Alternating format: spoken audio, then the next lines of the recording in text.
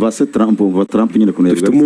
Rwanda est entré au Congo, terrible. Il y a quelques semaines, on a réglé le conflit entre l'Inde et le Pakistan. Kosovo, Serbie, pareil, le Congo, être à l'ordre du jour, le Rwanda. Le Rwanda est entré au Congo, terrible, une guerre à la machette, avec des mutilations terribles. Et on y a mis fin aussi. Personne n'a jamais fait quelque chose une chose de cette nature. Bien, le président Poutine est une personne, je crois, qui a été induit en erreur.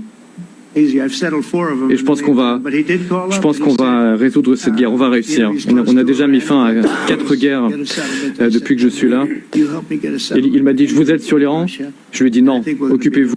Il y a quelques... Magambo make yavugaga ati ejo ni muri Pakistan ati harishize ibyumweru bikeya nshoje mpagaritse amakimbirane yaho ati n'u Rwanda rwinjira muri Congo ati n'intambara ikomeye atariko twayikiza akadomo agatereme usise ntago nshaka kukavuga uvuzwa n'iki kuvuga kandi yakavuze ati n'intambara ikomeye y'imihoro inigera ramashete yari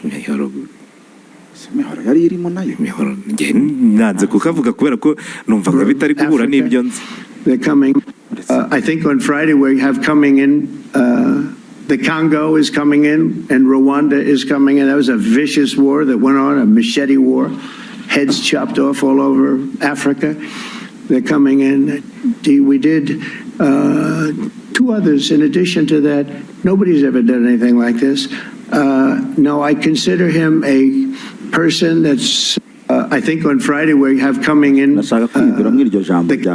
ati kwa gatanu ibyo bihugu byombi bizaza ahangaha ati kandi ndashaka ko birangiza iyo ntambara y'imihoro yabo ati ariko aravuga ngo ati kandi over all over Africa heads chopped over all over Africa bishatse kuvuga imitwe barimo barikatagura muri Afrika yose.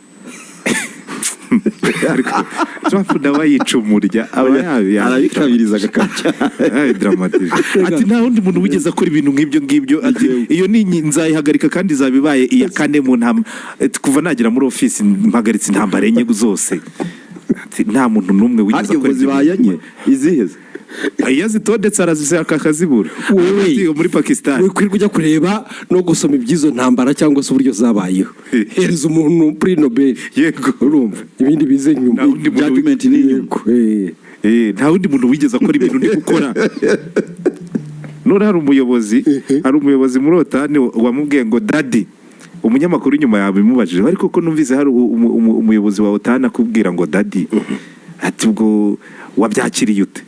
He calls me daddy because he likes me. Ataranze ariko si bundi utamuze wakunda. Utamuze bundi wakunda. Daddy abadawudi. Ariko ikintu kimwe yerekanye nuko otani nayo nyine yayeretse ko nyine ari we daddy. Wayo. Atayirimo yarinde kandi bari kwigengesera ko yari yababwiye ko yanayivamo. Yego.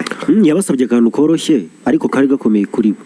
Mutange ingengo y'imari ingana niyo dutanga 5%. Amerika itanga 5%, abandi bagasaba gutanga 2% by'ingengo y'imari y'umusaruro mbumbe w'ibihugu byabo.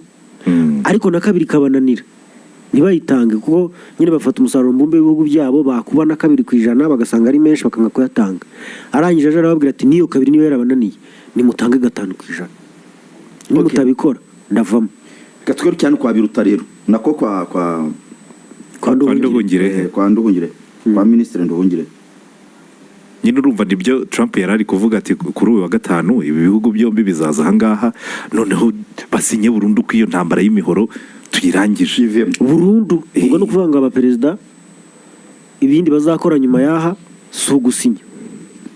Nyamara ubundi Trump yari yavuze kuri Truth Social muri weekend ishize kwa gatandatu ni mu ijoro ryo kwa gatanu yari yanditse ko kuwa mbere w'icyo cyumweru turimo hagombaga kujya itsinda muri Amerika ubwo ryagombaga kuba ari nk'iry'abaminisitiri bagasinya uyu wa gatanu tukaba dutegereje abakuru b'ibihugu ariko ndi kubona ibintu byahindutse nkurikije uko ngewe nari ndi kubibona cyahindutse gute ku ya 27 hazasinwa amasezerano minisitiri nejo minisitiri aravuga ati abaminisitiri tuzagenda tubisinyeho kandi nyuma yabyo ni burundu nyine. Erega Jonathan aba yadutangirije hejuru kuko nyakubahwa minisitiri honorable ambassadeur Jean Patrick Nduhungirehe Olivier yabanje gusubiza bitwa ngo ni